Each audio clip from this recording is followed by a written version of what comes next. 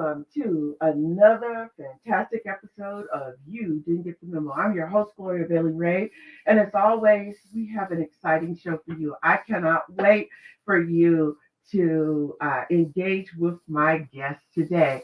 But listen, I just want to remind all of you that You Didn't Get the Memo is truly about providing you, the viewer, with relevant, factual, mainstream information to help you be informed and to make informed decisions. We're going to be talking with my guest, Ms. Nikki Beasley, who is the executive director of Richmond Housing. And I'm just going to tell you, we're going to be talking about community housing and the impact that it has on a community. But before we do this, look, let me just give you guys something to wrap your brains around. We already know that there's a need for affordable housing, more so than ever before. But I want you to think about this. The rate of homelessness in the United States by state in 2020 was New York, Hawaii, and California. And by the way, California had the highest rate in 2020. But Washington, D.C. also, I'm not going to leave them out, had an estimated 90.4 homeless individuals per 10,000 people, which was significantly higher than that of any other 50 states. But what's quite telling, this is what gets me. What's quite telling is that nearly half of the U.S. homeless people live in one state. Now I want y'all to figure out which one that is. Oh, yeah, you're right, California. But 4 of the 5 American cities with the greatest incidence of homelessness or unsheltered homelessness in the Golden State in California, it's San Francisco, Los Angeles, Santa Rosa, San Jose, and they have Seattle that joins in, making up the top 5 municipalities. So, when we think about homelessness and when we think about even people who are working and striving to just try to keep their head above water, look, when your rent makes up roughly 40-50% of your monthly budget, that puts a significant strain already on finances. And if your income isn't enough to cover all of the monthly expenses, then you're talking about there's been sacrifices that have to be made. So, and these sacrifices come at the expense of other critical areas in life in order to cover necessities like bills, transportation, food.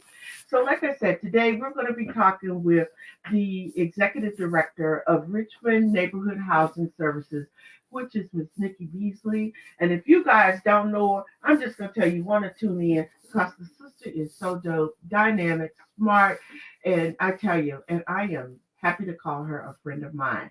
I want to welcome Miss Nikki to the show. Nikki, welcome. I am so happy to have you on.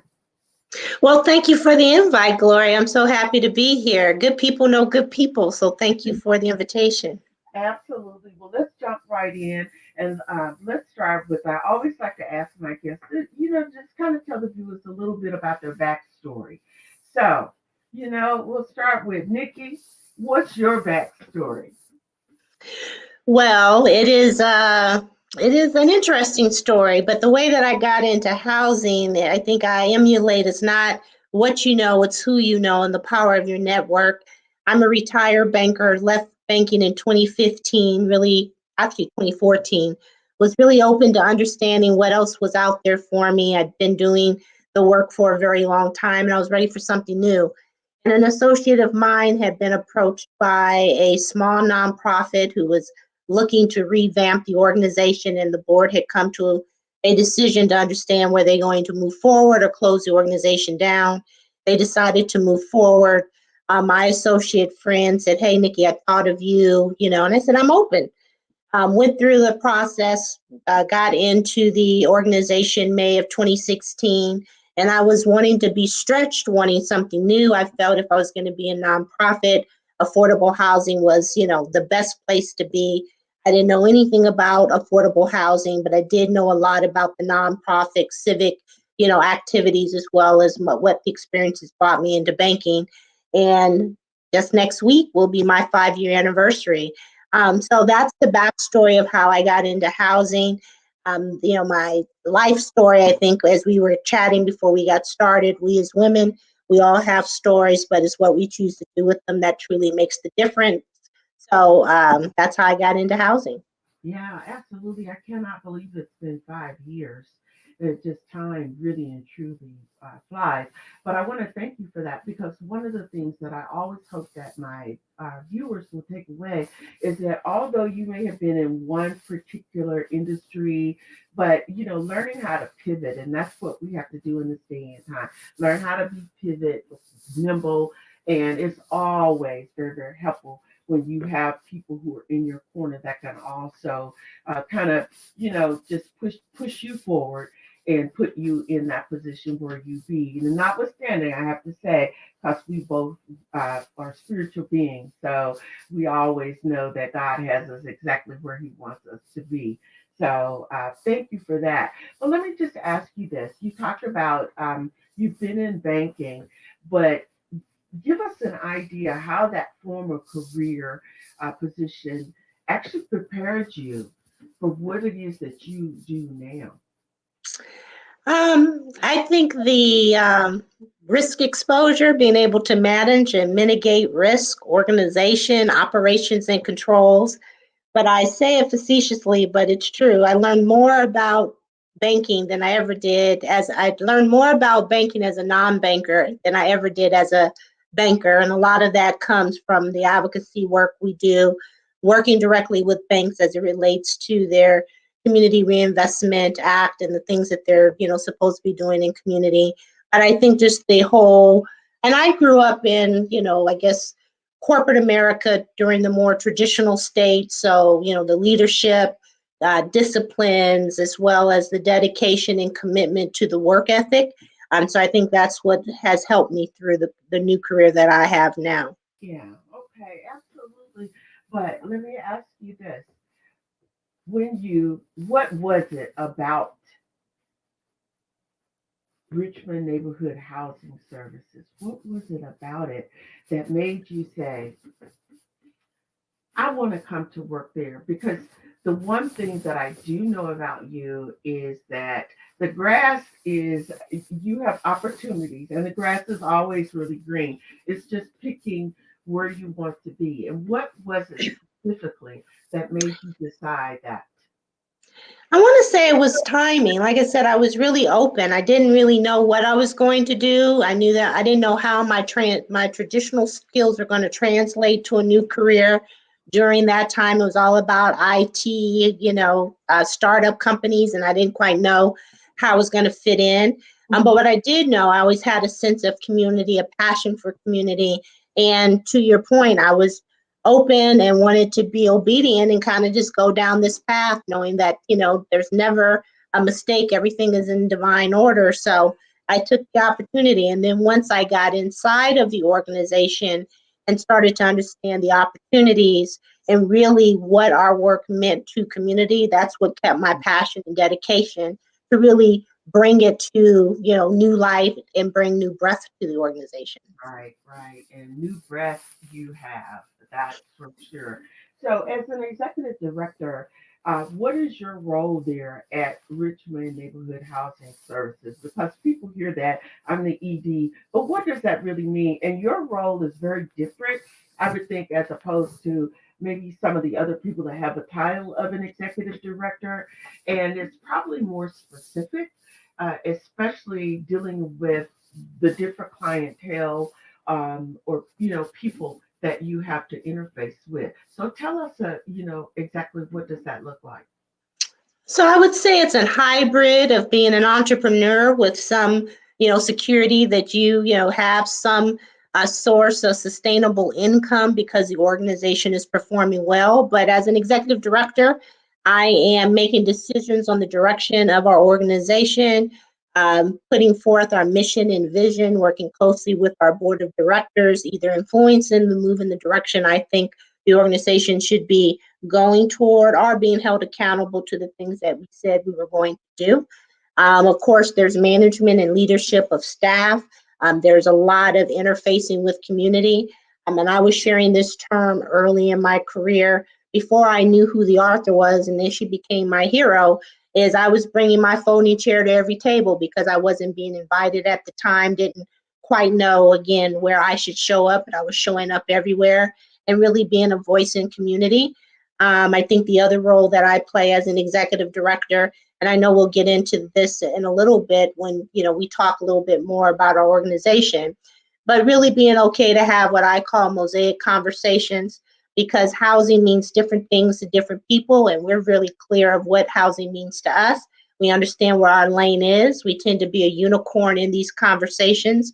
So being okay to have hard conversations as it relates to some of the things that housing should be doing on behalf of our community. So being the voice, being the face, being, the advocate for the work that we do.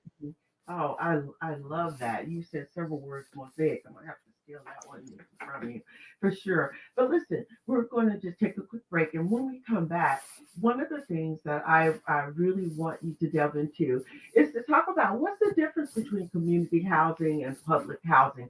Because I think that you would agree, and I know at least for me growing up, there was a stigma around the word public housing, right, or community housing. So when we come back, we're going to have our guest, Miss Nikki Beasley, talk with us. So, guys, don't go anywhere. We'll be right back. Before we celebrate the freedom most Americans have, we must fight for the freedom all Americans deserve. Because all lives can't matter until Black lives matter.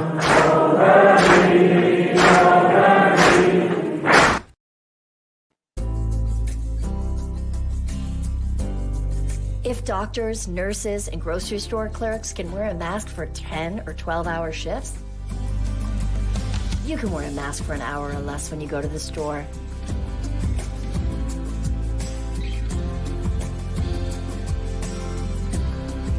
Do your part. Mask up, America.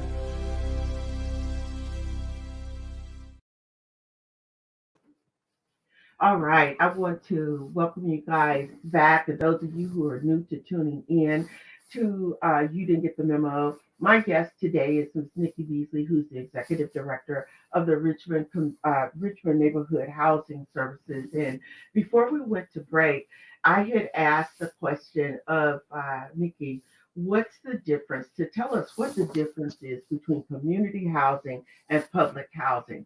So, Nikki, I'm going to let you take it away. I would say, again, it depends on the audience. And again, I didn't know much about our history in housing before I got into this work. And for many of your viewers, you may know about the South migration, people leaving the South, coming into the North to go to work. Public housing started to be places where people were housed in big, what we call now density units, where a lot of apartment buildings were set aside for the poor. And many people don't know this, and if you do have an interest in housing, would offer the book The Color of Law, because I think it gives a great history of housing, especially in the Bay Area. But public housing originally was set aside for whites and low-income families, but as they started to move into middle-income areas buying houses, they were left behind for the Blacks, which helped with the migration from those in the South. And, concentration of poverty, as you talked about before, stigma, drugs, crime, all the things that either we've seen in TV shows or we've experienced living our own life experience in the communities that we grew up in.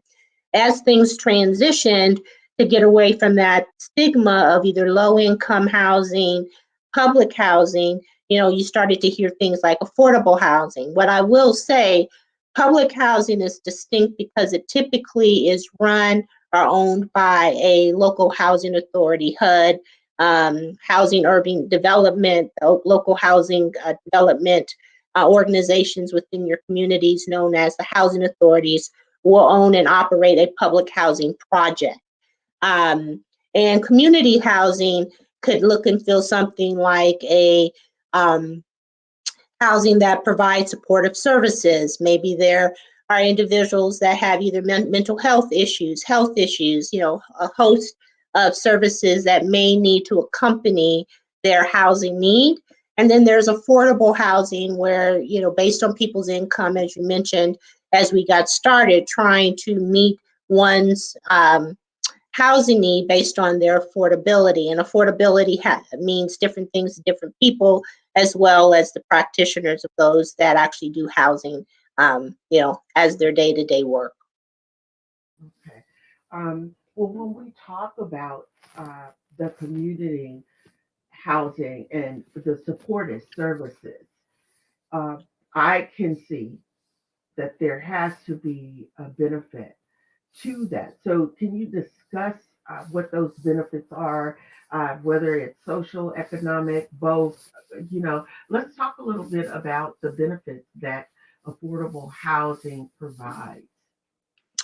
Well, I would say that, from our perspective, it definitely needs to be a holistic approach to housing Mhm. because each individual is going to have different needs. For us, we are an affordable housing organization that provides housing to low to moderate income families based on their incomes, keeping those units affordable. We Mhm. do not have the supportive housing elements that one may need as far as social services. And there's clearly a distinction because it's not just throwing units at, people saying, live in this box.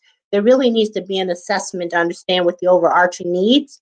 Some of it may be mental health, some of it may be job training. There's a host of things that may be necessary to get that person to a point where they feel that they're thriving. Because research also shows everyone wants to participate in their future. No one wants to be just given something. They want to feel as though they can participate. But if those assessments aren't made, then we're not doing our due diligence of providing the right type of housing for the needs of the community that we're saying we want to serve. Mhm. And that's really good to hear.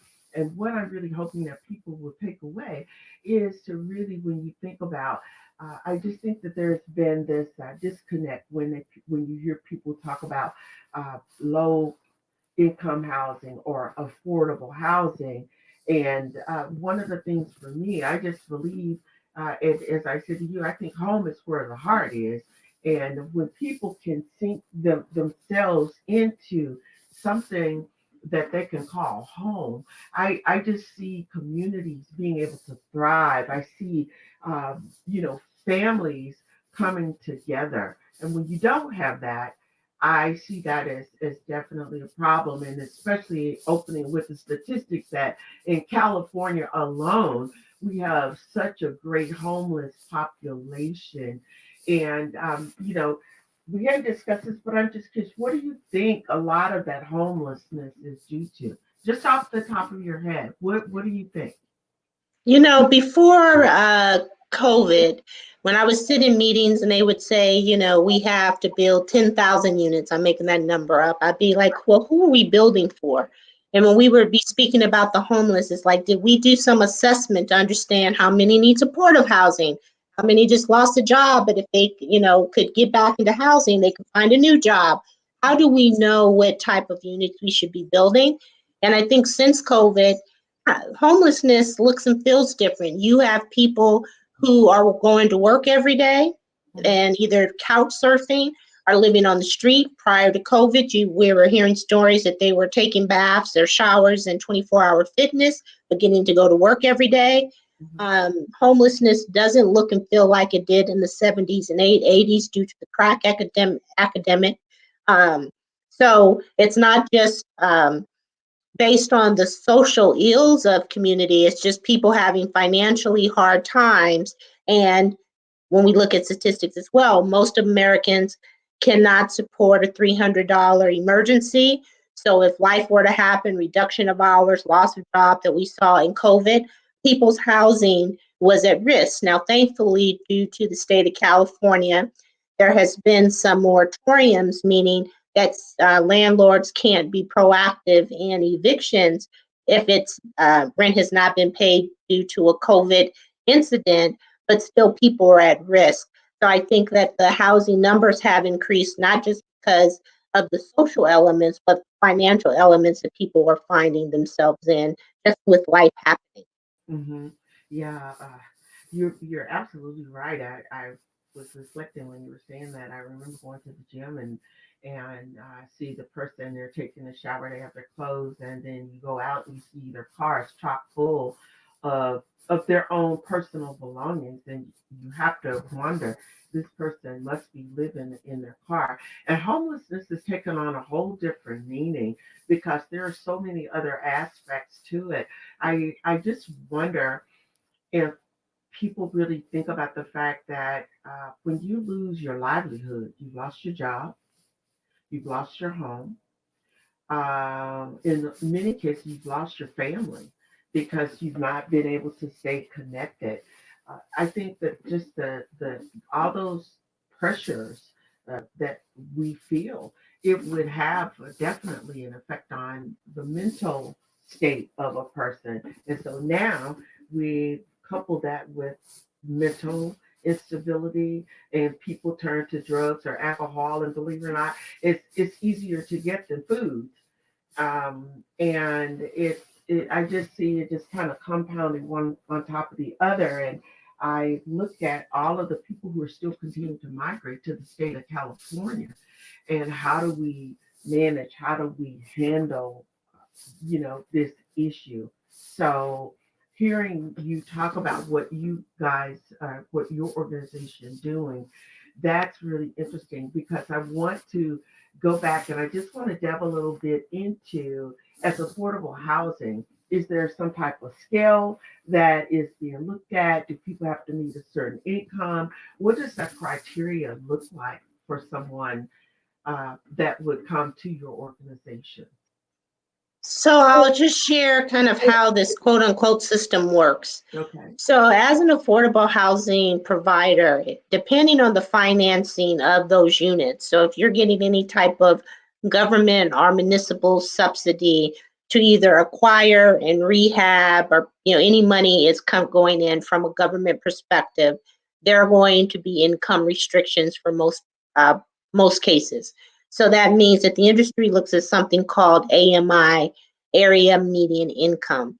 And depending on those sources of funding, it can be anywhere from 80% of one's of the area median income and below, or 60% and below. For our properties, we look at individuals not exceeding more than 80% AMI. And there, HUD has a matrix. 80% probably in Alameda, Contra Costa County is about $74,000. Can't exceed that. And then, of course, anything below that, the incomes tend to decrease. So from an affordable housing standpoint, if you're getting subsidy, you are required based on those funding sources to meet the certain AMI levels. But then there's also a part of the work that we do as a HUD-approved counseling agency. We created a program called Changing the Narrative, where we actually help people get into home ownership. And through that work, we started asking industry and funding sources to start uncoupling income and race, because there's also a code language that if you're saying affordable housing, you're speaking of poor Black and brown people. And what we're saying is not all Black people are poor. And just because they may meet the higher income limits does not mean that they don't need the added support, because we don't show up the same as our peers. Our $100,000 a year doesn't look like, John's $100,000 a year. Us moving into a home experience is different than John's, meaning we don't have mom, dad, uncle, cousin giving us the down payment. Our education experience doesn't look the same as John's. We tend to leave with highest student debt versus others. So I think for us, it is a good understanding what the definition of affordable housing is. However, it's really important that we look at communities individually and start to assess the individual need and address that versus trying to, stay in tune with what the terminology says that we should be doing. Yeah, and I just wonder at some point, Nikki, when do you, and this is more of a musing than a question, when will it ever get to a point, just what you said, that how, Black and brown people are looked at very differently from their white, counterparts. And it is different. And you just touched on something, coming out of college with debt.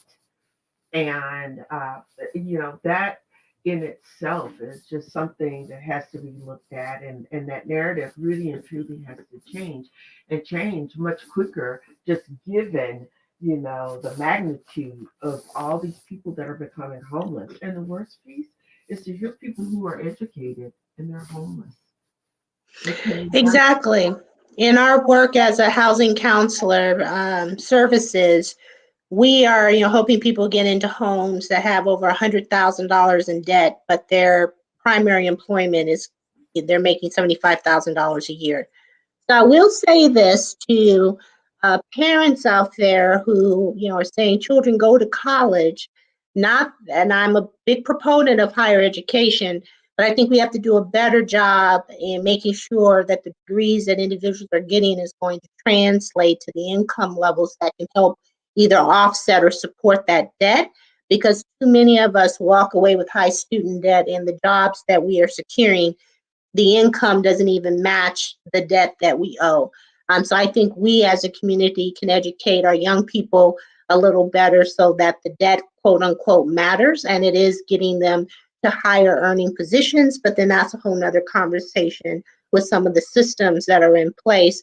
But to go back to your earlier question, I think the way we shift and change it is by changing the power dynamic in the affordable housing industry. It tends to be run by white males. After that, then there's white women.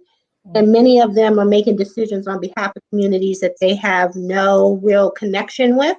And what we advocate through the work that we do with an organization that we're attached to, the Black Developers Forum, is starting to say we as Black developers need to be more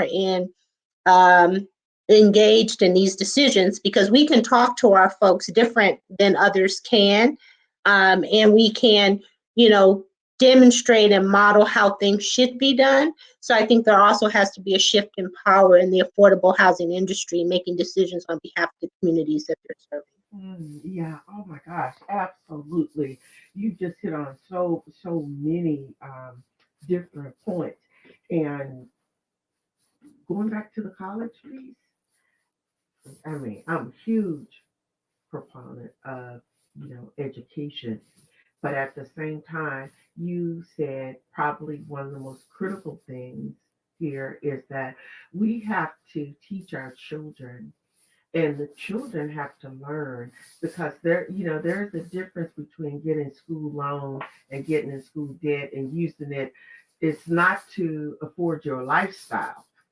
And let's be real, that's the thing, being transparent, because I know what it was like, and I know how that you're not thinking how that is going to come back and bite you later on. And when you cannot pay that, and it's like, it's worse than having some type of communicable disease. It just kind of stays with you, right? Because student loan debt does not go away. And the other key point that you made, oh my goodness, you could have said it any better. Getting a degree in an area that is actually going to translate into the type of money that you will need to live, because we see that a lot too. And then it's like the perpetual door. You're in college over and over. Well, what degree are you getting now? And what degree are you getting now? And some of people do that. And I'm gonna be real with y'all. You do it so that you can, of course, that puts the student loan repayment on hold for a minute, but eventually it still comes back. And the bottom line is that it affects you as it relates to your credit rating and all of those things too. So you really hit on so many different things. But look, we're going to just take a quick break. And when we come back, I want to talk about your organization and the management board, the management committee, or even talk about the role of a board. So you guys are tuned into You Didn't Get the Memo. I'm your host, Gloria Bailey, and we're here with the dynamic Miss Nikki Beasley, who is the executive director for the Richmond Neighborhood Housing Services. And as always, it's about you guys taking something away from each and every episode. So don't go anywhere. We'll be right back. Testing. Why did the girl ask the mushroom to dance? Because he was a fun guy.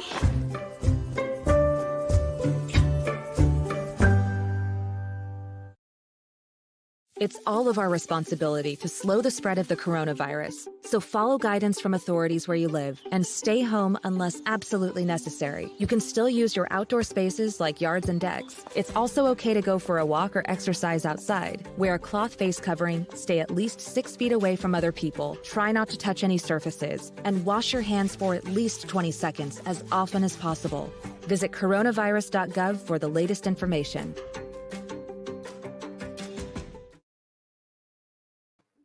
All right, I want to thank you guys for hanging in here with me. My guest today is Miss Nikki Beasley, the Executive Director of the Richmond Neighborhood Housing Services. That before we went to break, I had asked Miss Nikki about her organization, if there is such a thing as a management board or management committee, and if you could talk, a little bit about that and even what the role of it is, please. Sure. So for those that don't know, our organization sits in Richmond, California. We were established in 1981 by local residents who were addressing the redlining issues of that day. And what that means is, and it still exists, it's not known as redlining, but the tactic is the same, where lenders would, on a map, draw out lines in communities that they'd be willing to invest in and those that they were not. So community got together and started the Richmond Neighborhood Housing Services. It's turned into an affordable housing organization where we are property manager owners of single family and multifamily properties that sit both in Richmond as well as Oakland. We're a HUD approved counseling agency that I mentioned earlier. We do quite a bit of advocacy about getting people in ownership. Because we say in the Bay Area, if you're paying rent, you really have to explore if you can afford a mortgage. But we also help individuals that may be at risk of losing their home through foreclosure mitigation. We are developers, infill developers, which means we look to transition small sites and communities that still have a blight and dormancy and vacancy in the area, and currently working on a project in West Oakland where we're looking to build 10 single-family homes for first-time home buyers, and they all will have ADUs, accessory dwelling units. We're also program managers, where we are working with the City of Oakland and the Chan Zuckerberg Foundation to build out an equitable ADU program, again, accessory dwelling units for Black homeowners in Oakland that have, a sizable backyard or want to convert a garage to set up another unit to be able to collect rents to help this affordable housing crisis or, help sustain additional income for themselves. So we do quite a bit. The board is, and I don't think many nonprofits or boards really understand the significance of having a board. A board is has the fiduciary responsibility to make sure that all the things that the board organization is supposed to do does. It is the accountability partner for the executive director, protects the executive director from themselves, and helps creates the mission and the vision, as well as a nonprofit. You hear a lot about capacity, helps build out capacity. Ideally, the board will bring subject matter expertise to the board of directors so that the organization can lean on that expertise for our organization. And they can look and feel different depending on the size of the organization, the need of the organization. We don't have a management committee. We have a traditional board that the president is my boss. And then we have, the other officers of the organization. But what many boards will do is have different committees. Last year, we set up our first 2 committees, our finance committee, our real estate committee based on the activities can help determine the type of committee that the organization may need the help from the board.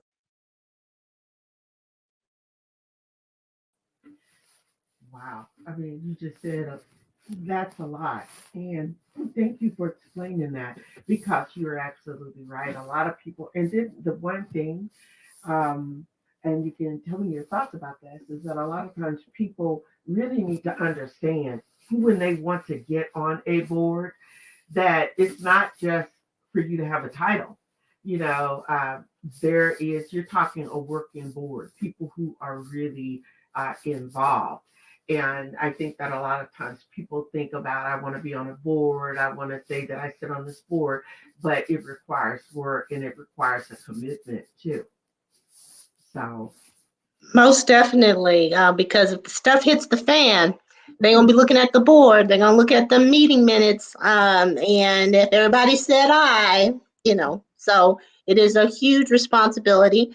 But I'll be honest, there are fewer good operating boards for most nonprofits, and it's just kind of, I think, the animal that is trying to be tamed. But when you have a good board, to your point, that is a working board that is productive, that is active, that shows up more than just for the board meeting, but right, actually is involved. And then for us, as executive directors, again, it can be a double-edged sword because when you have a very active board, then there may be some limitations of what you can and cannot do versus when you have an inactive board where it allows you to, do many other things. So I think it is a healthy mix and a delicate dance, but when it all, works together, then you have a very strong organization. right, absolutely. So, are there projects that Richmond Neighborhood Housing Services is working on or involved in at this particular time? Well, I'm so glad you asked. Um, One that I can say that we're most excited about is the project that I mentioned over in West Oakland, our Filbert Promise project. And the backstory of it is that in 2017, we were offered to buy some land, and I was so excited to get into affordable housing that we bought the land. And how ideal would it be for us to build single family homes for first time home buyers, because in our housing counseling work, we get a lot of people qualified, but they can't afford to buy anything. So how great would it be to be able to secure inventory at an affordable rate?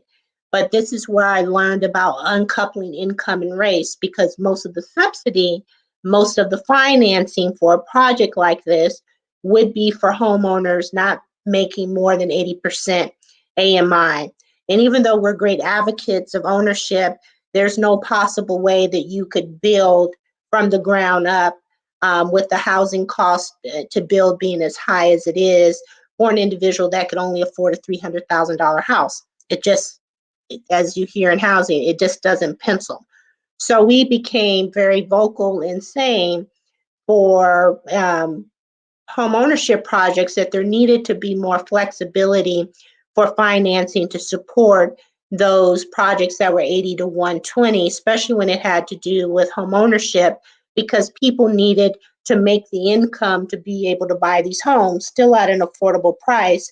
But even through our advocacy, it's not about getting the home, it's a whole nother thing to keep the home. So we've been doing a lot of work there. We're getting, finally starting to get some traction. And with that project, it's going to cost about $10.6 million to build. If I said 10 units, that's saying close to $1 million a house. So we have a deficit of about 4.6 that we're trying to raise so that we can get this project online. Oh, wow. Okay. We have a question from one of our viewers. They were asking, what about projects for seniors? So there are affordable housing organizations that focus on senior housing. We are not one of them. I put that in the classification of social services because we know that there are different needs for seniors, whether it is the way in which the unit is built to make sure that it can accommodate a senior, senior services and other care. But there are organizations that do provide senior housing. I can say probably not enough, because when these new affordable housing units go online, you don't tend to see a lot of them catering to the senior community. Yeah, and that's unfortunate. But again, you hear all the time we're running out of land space, but seniors don't need the same types of things that they did when they were younger. They don't need a 3 or 4 bedroom house. They don't need 3 bathrooms and that type of thing.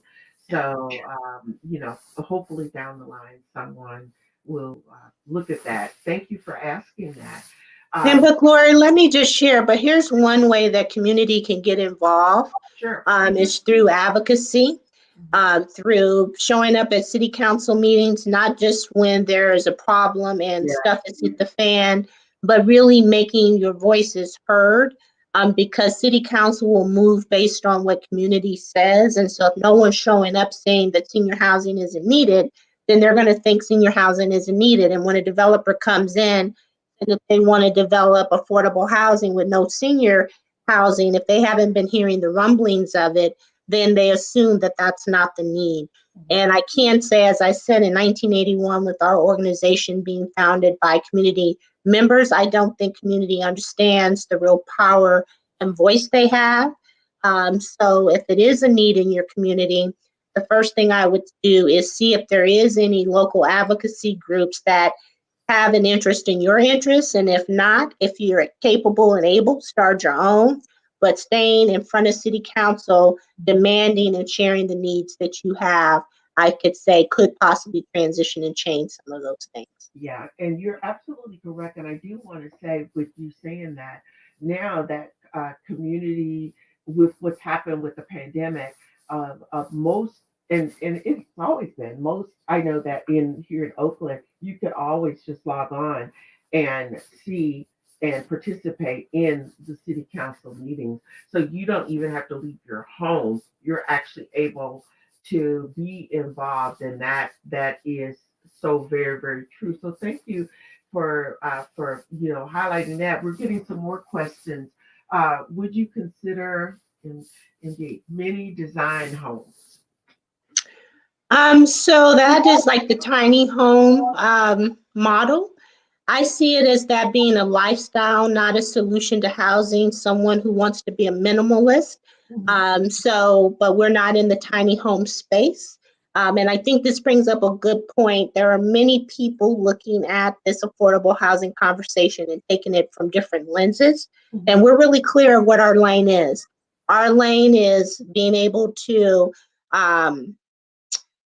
stimulate small and infilled spaces, either in small multi-family units, 1 to 4 units, and or single family homes for ownership. There is a tiny home community who feels that that is a value add to the affordable housing need. There is the affordable housing organizations you hear about building hundreds of units. So just know that there are people looking at this from all different lenses. And yes, I do see that to be a solution, but I see that being more of a lifestyle than solving the affordable housing crisis. Oh, okay, good. And also, comment that to what you were saying about city council. I think this is what you meant. So true. Just like voting community is needed at meetings. Hey, that is so true. If you don't, they just pass it on, and then you're upset because of something that has happened. So thank you, Nikki, for that. So let me quickly transition and ask you this. What are areas of opportunity for your organization? What do you feel could be done better? Or what would you like to see? I would like to see the affordable housing industry take a step back and start approaching these conversations from a holistic approach, not just building lots of units, but looking at the infrastructure of community and really understanding what's needed. Us opening up to the power of and in both, not either or. And Miss Gloria, I think I might have stole that from you. Remember did I steal that from you? It's okay. The power of and in both. We used to get together, you guys, and our little get-togethers. And if it wasn't you, son, I got it from one of our little get-togethers. Yeah. But the power of and in both, because there tends to be this conversation that if you're not building hundreds of units, somehow you're not solving affordable housing. Right. So there has to be a change and shift in how we look at the affordable housing conversation. Yeah, I absolutely agree with you in that regard, and the fact that we've seen where you can overbuild the community too, right? And then you end up with a different set or subset of problems. So looking at, and I love your word, holistically looking at the entire community and looking at it through some different lenses. That's one of the issues right now is for so long, you've had the same people at the helm, and they're only thinking as relates to people like themselves, people that they deal with and that they've been raised around. And each and every community is very, very different. They have, just everything from lifestyle and how they do things, and their practices is very, very different. And you got to have someone who's very open and receptive, you know, to that rather than being very closed and it's kind of like that my way or the highway. Exactly. Exactly. And I think too, it's a matter of understanding, going back to this, topic of conversation. Mhm. A home is where the home is where the heart is. Yeah. We advocate for ownership. Not everybody wants to be a homeowner, but they want to be in a safe environment where they can raise their children or, live their lives. And too often, people are making decisions. Be okay that if I got you a 700 square foot unit, you should be good. And who needs parking? Well, we say, well, if you're a single mom with 3 kids, you need a parking stall. They're Right. not getting on their bikes, they're not catching the bus, nor are they getting on public transit with all their food. Right. So it needs to be thinking like that, because to your point, those making decisions think from their, fear of influence. Oh, we would just get on the bike. Who needs a car? We can walk. No, Yeah. not our situation. Yeah. So I think we need to tear it down and build it back up like many systems Yes. in this United States of America. Yeah. I completely agree with you because not everybody is biking, right? And it's just, what are you thinking? Somebody 60, 70, even 50, 40. You're not trying to be on a bike and have to go to a grocery store. And if you're in an area where, it's a food desert, that's not happening anyway. So you look at what transportation means. And if you don't have that, it just doesn't, to me, it would make, I should say, to me, common sense. But apparently some of them aren't thinking in that regard. There's no common sense when it comes to that. So let me ask you this, Ms. Nikki.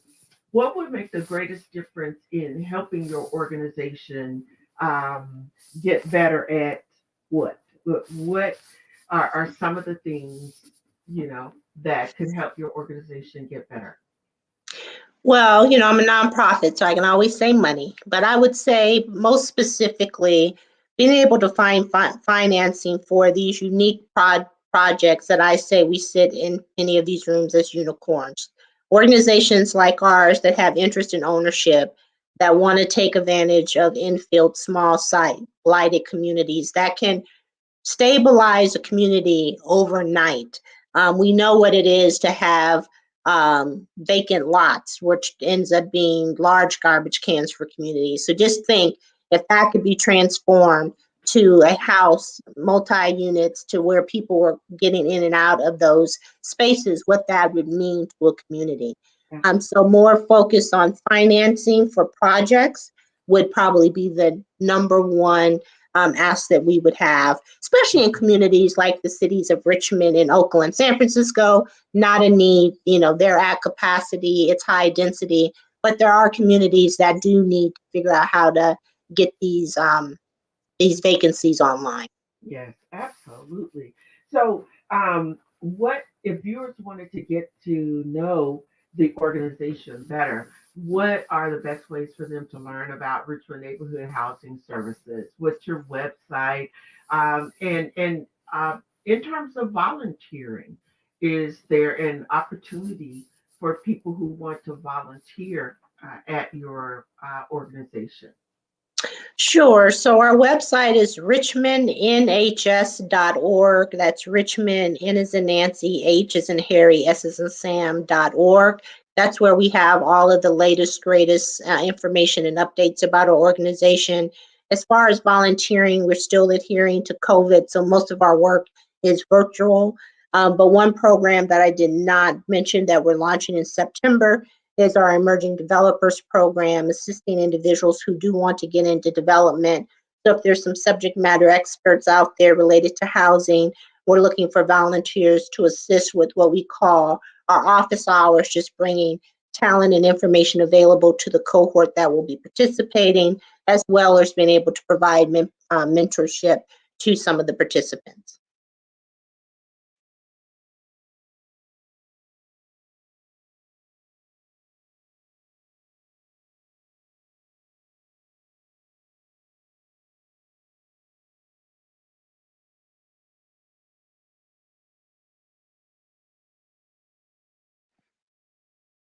And while we wait for Gloria to get back, you can also visit us on our Facebook page, which is Richmond Neighborhood Housing Services. And you can always reach me. Yeah, okay. We had a blip there for a moment. I don't know what happened, but technology, but Richmond Neighborhood Housing, or actually richmondnhs.org is the site. And the last question that actually, it's kind of a two-part. What, if any, are the main obstacles that stand between you and your mission for Richmond Neighborhood Housing Services? And what do you want viewers watching the show to take away? Well, I will say last year, although it was a challenge for many in many different ways due to COVID, was a good year for us financially. We got the most funding that we ever did before. We were able to launch new programming. And so I've, said, God, I appreciate all the favor, but we can slow down just a little bit. So, but the need is there. So I'm not going to ask that it slows down to where we can't perform, but definitely looking for new talent to be able to build out this work. But the takeaway that I want for the viewers and those that are listening, that advocacy matters, your voice matters, you showing up matters. This is the time that we make our voices heard, because through movement and advocacy makes the change that we want to see, and not to be overwhelmed or feeling defeated, because it's such a big thing. It is really a big thing. But if you even start on your block, if you start in your community, if you start within your own personal network, you will see that kind of ripple into other areas. So that's what I would like to leave with those that are sharing this evening with us. Oh, okay. Absolutely. Well, thank you so much, Nikki. You have shared a lot of information, and it's been critical information that people need to know and need to understand about affordable housing, understand what it is that you do, and also how they can how they can also get involved. To me, that is really, really important. So I want to thank you so much for being on and for giving us your time. Very, very important. You clarified a lot of misinformation that people may have about affordable housing or community housing. So I also want to ask that you guys to remember to support our efforts. And you can inquire about our sponsorship opportunities. I want to remind you guys to please tune in next week, where we're going to have Ms. Fathia McCauley, who's actually the Chief Lending Officer at Housing Trust. And the following week after that, we're going to have the delightful and insightful Miss Lavacious Lou, who is a creative lifestyle strategist. So you certainly do not want to miss that. Thank you guys for your comment. Thank you. I will share with my guests that you felt that this was very interesting and informative. I want to say to all of you, as I always say, if you did take anything away from today's show, then it's really you who didn't get the memo. So until this time next week, I want to remind you to stay safe, practice emotional intelligence, be kind, and pay it forward. Remember this: the quality of your life is determined by the decisions that you make. Be well, guys.